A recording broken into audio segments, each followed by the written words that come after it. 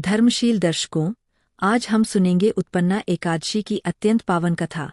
यह एकादशी पूरे वर्ष की सभी एकादशियों में प्रथम मानी जाती है, क्योंकि इसी दिव्य तिथि पर पापों का नाश करने वाली देवी एकादशी का प्राकट्य हुआ था। सूत्रों में वर्णन है कि देवताओं और असुरों के भीषण युद्ध के बीच भगवान विष्णु ने मानव जाति और देवताओं के कल्याण के लिए स्वयं अपनी शक्ति का अवतार रूप एकादशी देवी के रूप में प्रकट किया। धर्मग्रंथ कहते हैं, जो इस एकादशी का व्रत करता है वह करोड़ों जन्मों के पापों से मुक्त हो जाता है। एक बार देवताओं और दैत्यों में भयंकर युद्ध छिड़ गया।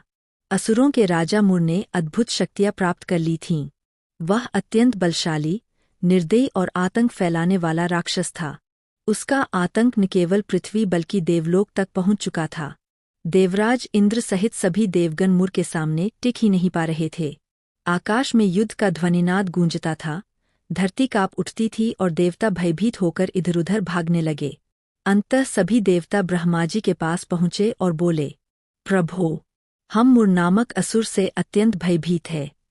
उसकी शक्ति अप्रतिम है। हमें उसकी यातना से मुक्ति दिलाइए। ब्रह्माजी ने कहा, हे देवताओं, केवल भगवान विष्णु ही इस संकट का समाधान कर सकते हैं। सभी देवगण क्षीर सागर पहुंचे, जहां भगवान विष्णु शेषनाग पर योग निद्रा में विराजमान थे। देवताओं ने विनम्रता से प्रणाम कर कहा, हे जगत पालक, दैत्यों का राजा मुर अपनी शक्ति से हमें नष्ट करने पर तुला है। उसकी दुष्टता से समस्त लोक संकट में है। कृपया हमारी रक्षा करें। भगवान विष्णु ने अपने नेत्र खोले और बोले, हे देवताओं, भय मत करो। अधर्म का नाश और धर्म की रक्षा मेरा कर्तव्य है। मैं स्वयं मुर के सहार के लिए प्रस्थान करता हूँ। यह सुनकर देवताओं के हृदय में आशा की ज्योति जागी। श्रीहरि ने अपने दिव्य आयुध धारण किए। सुदर्शन चक्र, कौमोद की गदा, शारंग धनुष और गरुड़ पर आरूढ़ होकर युद्ध भूमि की ओर चल पड़े। जैसे ही भगवान विष्णु युद्ध भूमि में पहुंचे, मुर राक्षस क्रोध से भरकर बोला, हे विष्णु, आज मैं तुम्हें भी पराजित कर दूंगा। भगवान मुस्कुराए और बोले, अधर्म का अंत निश्चित होता है मुर। आज तुम्हारा विनाश तय है। युद्ध आरंभ हुआ। पहले दिन, दूसरे दिन, तीसरे दिन लगातार हजारों वर्ष तक भयंकर युद्ध चलता रहा। तलवारें टकराती, त्रिशूलों की गर्जना होती, देवलोक तक कंपन पहुंचता। परंतु मुर अत्यंत चालाक और भीषण योद्धा था। हर बार वह नई शक्ति के साथ लौट आता। युद्ध बहुत लंबा हो गया। भगवान विष्णु यह सोचने लगे कि मुर को कैसे समाप्त किया जाए। वे विश्राम के लिए हिमालय की एक विशाल गुफा में प्रवेश कर गए। गुफा अत्यंत शांत, दिव्य ऊर्जा से भरपूर और योग निद्रा के लिए उपयुक्त थी। भगवान विष्णु योग निद्रा में लीन हो गए। तभी मुर देवता का पीछे पीछे गुफा तक आ पहुंचा। उसने देखा कि विष्णु भगवान सो रहे हैं। क्रूर हंसी हंसते हुए मुर बोला, अब मुझे इन्हें मारने से कोई नहीं रोक सकता। वह तेज गति से भगवान विष्णु की ओर बढ़ा।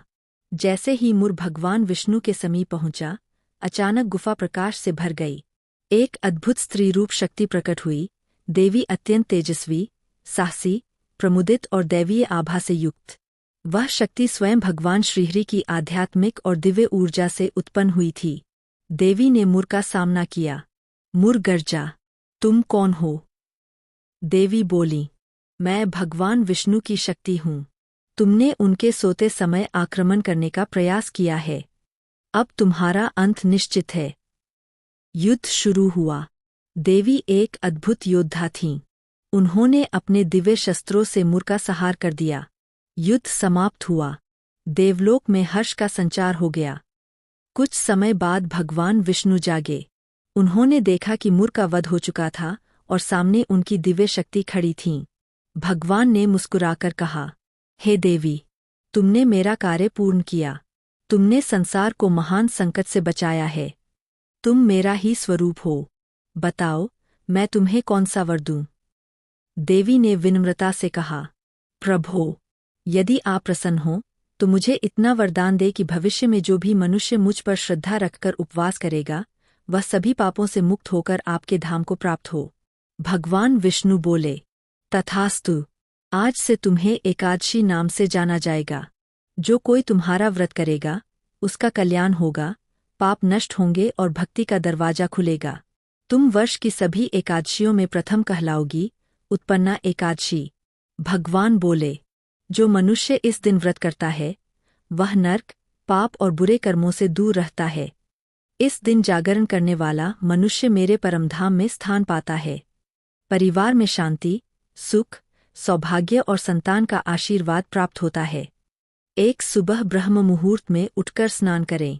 2 साफ वस्त्र पहनकर भगवान विष्णु की पूजा करें। 3 तुलसी, पीला फल, फूल चढ़ाए। 4 नमो भगवते वासुदेवाय मंत्र जपें। 5 दिन भर फलाहार करें। 6 रात्रि में भगवान की कथा सुने या भजन करें। 7 अगले दिन प्रातः पारण करें। देवी एकादशी का जन्म अधर्म के अंत के लिए हुआ था, इसलिए कहा जाता है। एकादशी केवल व्रत नहीं, यह आत्मा को पवित्र करने का अवसर है।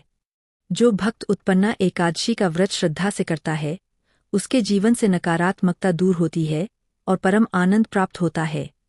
अगर आप सभी को यह वीडियो पसंद आई हो तो लाइक, कमेंट और चैनल को सब्सक्राइब जरूर करें और आगे कौन सी कथा सुनना चाहते हैं, कमेंट में जरूर बताएं।